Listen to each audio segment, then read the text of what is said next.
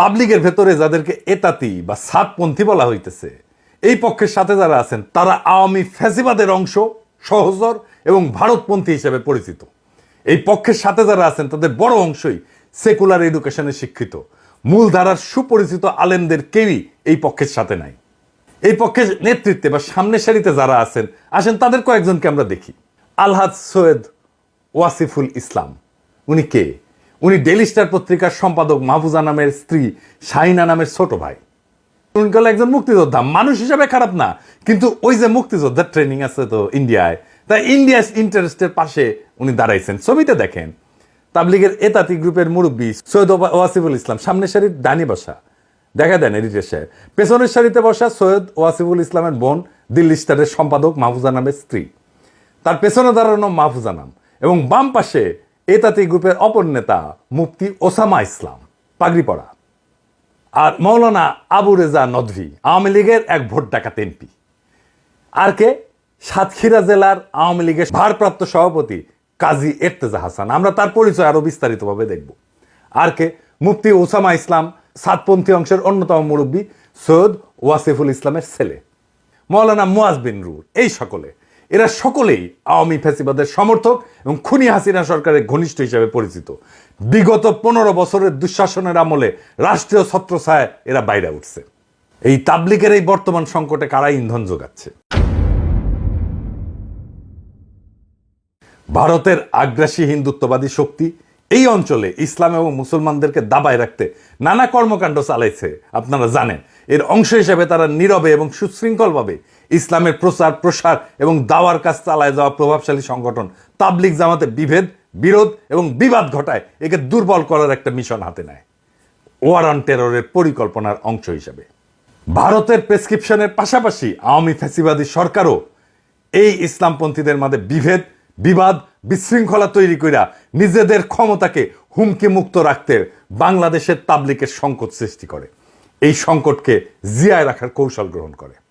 অথচ আপনারা যদি ইতিহাস দেখেন, দেখবেন তাবলিগ জামাতের কার্যক্রম প্রচলনের শুরু থেকে 2016 সালের আগ পর্যন্ত তাদের মাঝে কোনো মতাদর্শগত বিভেদ, কোনো বিবাদ, কোনো বিশৃঙ্খলা ছিল না। 2016 সালের পর থেকে এই বিভেদ শুরু হয় এবং এরপর থেকে ভারতের প্রেসক্রিপশন আর আওয়ামী লীগ তার নিজস্ব শক্তিকে এই বিভেদ তৈরিতে নিযুক্ত করে। আর বর্তমানে ফ্যাসিবাদের পতনের পরে তাবলিগের সংকট আরো গভীর হয়েছে। কেমনে? কারণ এইটা হইতেছে তাবলিগ লীগ। আসেন আমরা তাবলিগ লীগটা দেখি, কারা কারা এই তাবলিগ লীগ।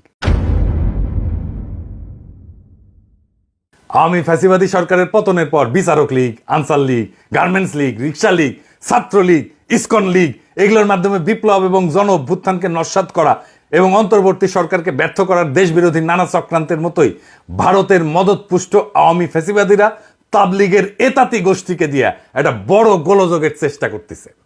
এই এতাতি গ্রুপ একটা অতি ক্ষুদ্র অংশ, অথচ এদের শক্তিকে ফুলায় ফাপায় বড় করে দেখানোর চেষ্টা করা হয়।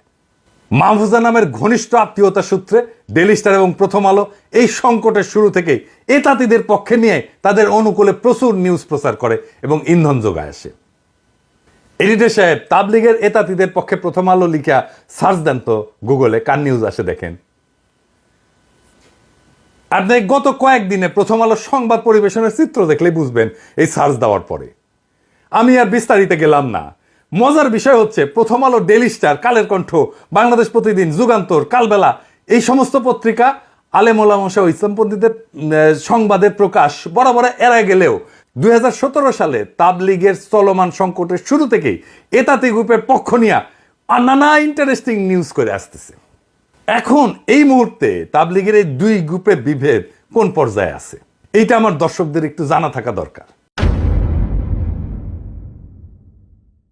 আমি যতটুকু অনুসন্ধান করে পাইছি সেটার ভিত্তিতে আমি বলতেছি, আপনারা বাস্তবতার সাথে মিলায় দেখবেন। তাবলিগ জামাতের দুই পক্ষের সার্বিক পরিস্থিতি বর্তমানে যে জায়গায় ঠেকছে, এতে করে এই দুই পক্ষে ঐক্যবদ্ধ করা আর সম্ভবপর না।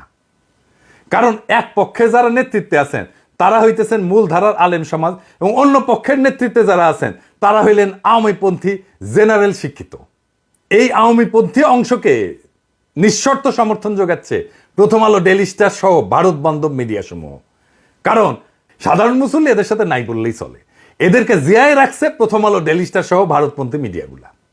আসেন এবার এই এতাতি নেতা একজন সৈয়দ কাজী এরতেজা হাসানকে দেখি। আসেন তার কিছু ছবি দেখি। দেখেছেন হাসিনার সাথে জননেত্রী শেখ হাসিনার ধর্মচিন্তা নামে বইও লিখছে, দেখেছেন? সাতক্ষীরার 2 আসনে আওয়ামী লীগের মনোনয়ন জমা দিতেছে। দেখেন এতাতিদের পৃষ্ঠপোষকতায় অনন্ত জলিলও আছে। অনন্ত জলিল মাঝে মাঝে দেখেন না ধর্ম নিয়ে চিক্কুর পারে, কেন এই যে এই এতাতিদের সাথে আছে।